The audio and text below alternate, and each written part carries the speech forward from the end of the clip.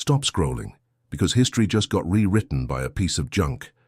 Back in 1900, a group of Greek sponge divers were blown off course by a massive storm and forced to take shelter near the tiny island of Antikythera. When the weather cleared, they decided to dive anyway, hoping for a lucky catch. Instead of sponges, they found a literal graveyard of treasures, a Roman wreck filled with marble statues, gold jewelry, and rotting wood. But among the priceless artifacts was a tiny corroded green lump of bronze that everyone ignored for nearly 2 years.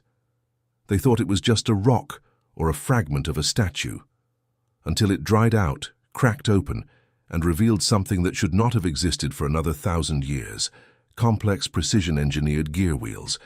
We are talking about the Antikythera mechanism, and it is arguably the most mind-blowing object ever pulled from the Earth.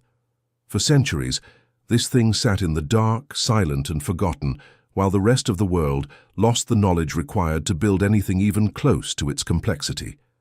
Scientists spent decades scanning it with high-tech X-rays to finally decode its purpose.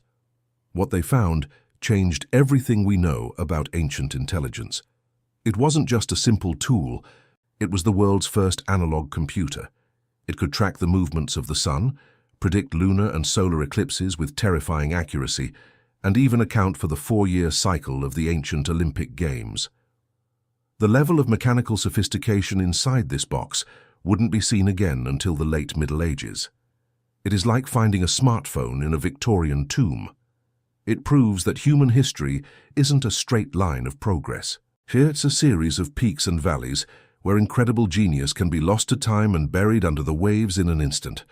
It makes you wonder what else is still waiting down there, just a few feet under the sand, waiting for someone to get lost in a storm.